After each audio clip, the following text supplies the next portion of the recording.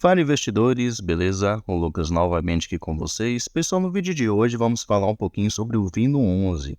Esse fundo aí de tijolo de Lajes, bastante conhecido e que é de base 10. Isso faz com que muitos investidores acabem querendo investir nesse fundo imobiliário. Mas será que investir nele realmente é um bom investimento? Devemos nos lembrar que um fundo, ele ser de base 10 ou de base 100, não define a sua qualidade, e sim outros indicadores. Então é exatamente isso que a gente vai fazer aqui hoje. Acompanhar os indicadores do Vino11 e ver se realmente vale a pena, se é um ativo seguro ou se tem riscos de se investir nele. Então fique comigo até o final do vídeo que vai lhe ajudar bastante. Sempre lembrando que o vídeo não é recomendação nem de compra nem de venda de nenhum ativo. Estou simplesmente compartilhando com vocês uma análise. Se o ativo lhe interessar, procure se aprofundar, ler com paciência os relatórios gerenciais para que você possa entender perfeitamente e dessa maneira fazer uma boa escolha. Se o canal de ajuda de alguma maneira, já deixe aí seu like, que é uma maneira de você mostrar o seu apoio. Então vamos lá, pessoal. No momento, o Vino11 está sendo negociado aqui a R$ 7,74, então está bem abaixo da faixa ali dos R$ 10. E realmente esse valor está muito atrativo. Aqui também podemos ver que seu dividend yield, que é a sua rentabilidade acumulada dos últimos 12 meses, está de 9,25%. E ele já pagou aqui nos últimos 12 meses por cada cota 71 centavos.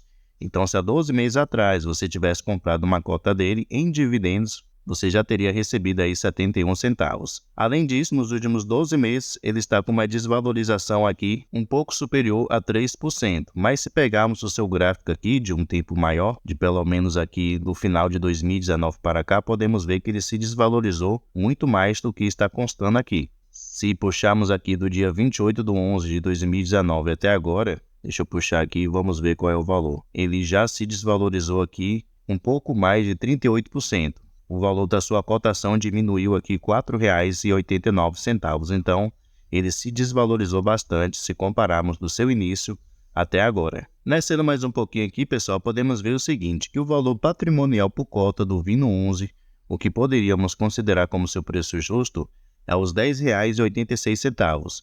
Mas como vimos aqui em cima, está custando R$ 7,74, então está bem abaixo do que seria o seu preço justo. Seu P sobre VP está aqui de 0,71, isso quer dizer que ele está com desconto aí de 29%. O patrimônio do Vino11 seria aqui de quase R$ 900 milhões, porém, o mercado só está disposto a pagar nele R$ 641 milhões. Então podemos notar que ele está bem descontado. Esse desconto muito alto aqui, com respeito ao Vino11, já é um ponto para a gente prestar atenção nesse ativo. Geralmente fundos de qualidade, fundos de tijolo de qualidade, eles não ficam com esse desconto tão exagerado como está aqui o caso do Vino11. E outro indicador, pessoal, que devemos prestar atenção é esse indicador aqui, ó. O que esse indicador ele faz? Ele calcula a taxa de crescimento anual composta dos rendimentos do fundo. Então ele indica a taxa de crescimento anual de dividendos em dinheiro por cota nos últimos 3 anos. Então a gente espera o quê? Que o fundo anualmente ele aumente os seus rendimentos, porém no caso do Vino11 está sendo diferente. Ele está diminuindo os seus rendimentos em aproximadamente 14,66%. Então isso já é mais um ponto aí para a gente prestar atenção. Se vocês pegar fundos de tijolo de qualidade, esse indicador aqui sempre ele está crescendo. O Vino11 está fazendo ao contrário, ele está diminuindo. Aqui também podemos ver que ele tem aqui um pouco mais de 154 mil cotistas, tem uma liquidez média diária aqui superior a 1,3 milhões e seu último rendimento pago foi aqui de 5,5 centavos por cada cota. Isso correspondeu a um rendimento de 0,74%. E se pegarmos aqui o seu gráfico dos últimos 5 anos de distribuição de rendimentos, podemos notar, que realmente seus rendimentos caíram bastante se compararmos aqui com o ano de 2021 para cá. Ele vem gradativamente diminuindo os rendimentos que ele tem pago aos seus cotistas. Então já é mais um ponto para a gente prestar atenção. Vamos aqui agora no último relatório do Vino11, conhecer um pouquinho mais a fundo como é que esse fundo ele funciona, como estão os seus imóveis, entre outros indicadores operacionais. Primeiramente aqui podemos ver o seguinte, que sua gestão ela é feita pela Vinci Real Estate, gestora de recursos, que não é uma boa gestora. Tem deixado muito a desejar aí com respeito à qualidade da sua gestão. Podemos ver que é um fundo que teve início lá no mês 11 de 2019 e com respeito às suas taxas, podemos ver aqui que atualmente ele cobra uma taxa de administração de 1,10%, já que seu patrimônio está entre os 500 milhões até 1 bilhão de reais. Ele também cobra aqui uma taxa de performance de 20% sobre o que exceder o índice IPCA, mais uma taxa fixa aqui de 6%. Aqui no seu demonstrativo de resultados, pessoal, correspondente ao mês de fevereiro, podemos ver o seguinte. Ele teve uma receita total aqui durante o mês de fevereiro de 9,1 milhões de reais. Ele também teve algumas despesas. Por exemplo, despesas financeiras, somou o valor aqui de 3,7 milhões de reais. Geralmente, esse daqui são as taxas de juros que ele paga dos CRIs que atualmente ele tem, então é sua alavancagem. Ele teve aqui também despesas administrativas e de gestão, que somaram o valor aqui de 665 mil reais. Então, no final, ele ficou com um resultado líquido aqui de 4,5 milhões de reais. Então, praticamente a metade do valor que ele havia gerado foi consumida pagando despesas financeiras e administrativas. Lembrando que ele gerou 9,1 milhões e no final ele ficou aqui com resultado líquido de 4,5 milhões de reais. E ele distribuiu aqui em rendimentos 4,5 também, uma diferença muito pouca do que ele realmente gerou.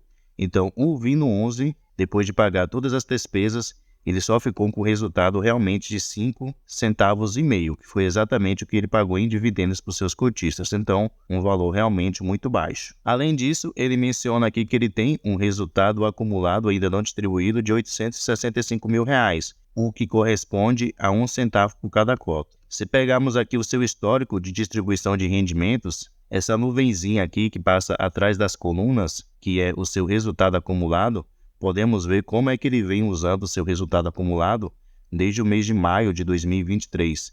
De lá para cá só vem caindo.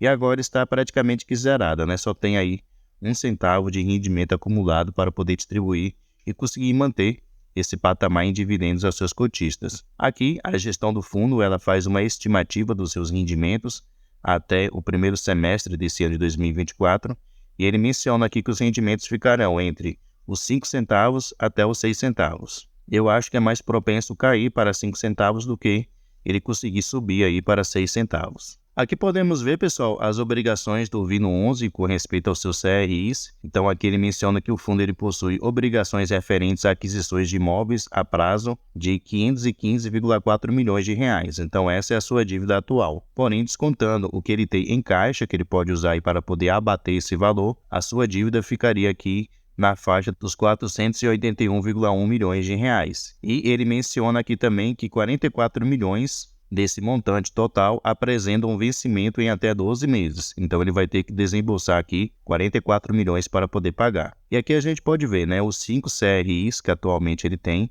dívidas para poder pagar, somando o valor total aqui de 512,4 milhões de reais.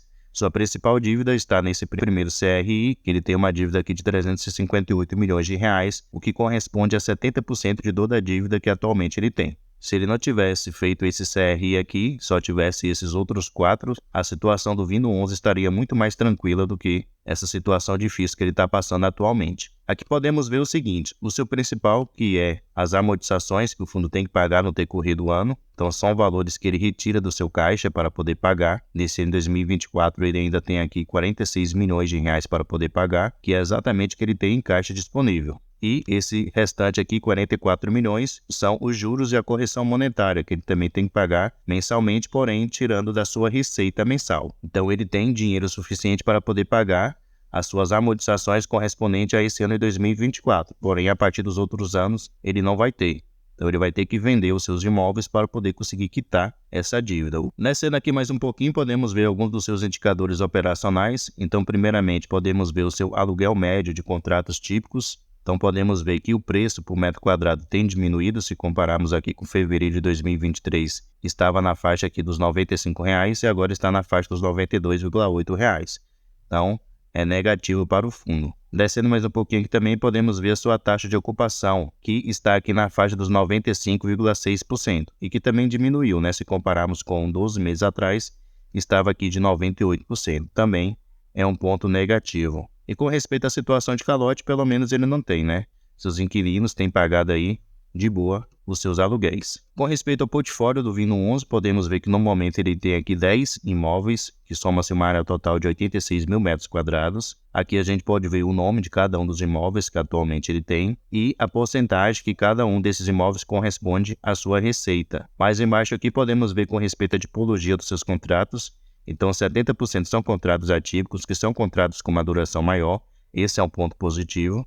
E 30% são contratos típicos, que são contratos com uma duração menor. Aqui também podemos ver o segmento de atuação dos seus inquilinos. Então ele é bem diversificado com respeito aos seus inquilinos, porém ele tem uma concentração aqui nessa empresa de comunicação e mídia, que é aquela emissora de televisão que eu falei. Podemos ver com respeito à localização dos seus imóveis, estão localizados lá em São Paulo, 69% deles, e o restante 31% está localizados lá no Rio de Janeiro. A duração média dos seus contratos ainda é longa, tem aqui aproximadamente 7,4 anos, então esse é um ponto muito positivo. Podemos ver aqui que 71% dos seus contratos vão vencer somente a partir de 2028 em diante, então esse é um ponto positivo. Aqui também a gente pode ver com respeito ao mês de renovação dos seus contratos e também o índice usado para poder fazer o reajuste. Então podemos ver que o índice IPCA é usado em 87% dos seus contratos para poder fazer o reajuste e o restante, 13%, é usado o índice IGPM. Aqui também podemos ver que praticamente nesse primeiro semestre de 2024 não haverá reajustes, só tem praticamente reajuste aqui no mês de janeiro, junho, julho, outubro e no mês de dezembro, que geralmente ocorre aqui a maior porcentagem de reajuste dos seus aluguéis. E por último aqui a gente tem mais algumas informações sobre cada um dos imóveis do Vino 11. Então ele vai falar aqui sobre a sua localização, a participação do Vino 11 em cada um desses imóveis e quem são os seus locatários. Então dessa maneira aqui você pode conhecer um pouquinho melhor sobre cada um dos imóveis que atualmente o Vino 11 ele é proprietário ou que tem participação. Então de modo geral, pessoal, o Vino 11 ele tem alguns pontos sim positivos, porém a maior parte são pontos negativos, especialmente aí com respeito à sua alavancagem.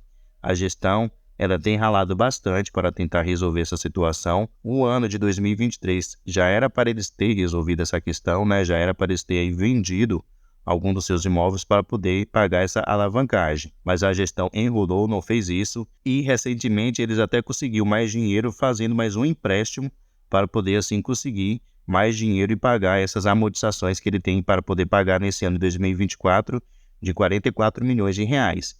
Se eles não tivessem conseguido fazer isso, atualmente eles não teriam mais dinheiro para poder pagar até metade desse ano, o que ia assim, dificultar bastante a situação do fundo e realmente a situação ia ficar muito difícil. Então o Vino 11 ele tem sim seus pontos positivos, porém a maioria deles, pelo menos na minha visão, são negativos. Tem ativos aí de base 10, fundos imobiliários de base 10 de tijolo, muito mais atrativos do que o Vino 11. Mas com o seu dinheiro só cabe a você decidir no que você vai investir ou não.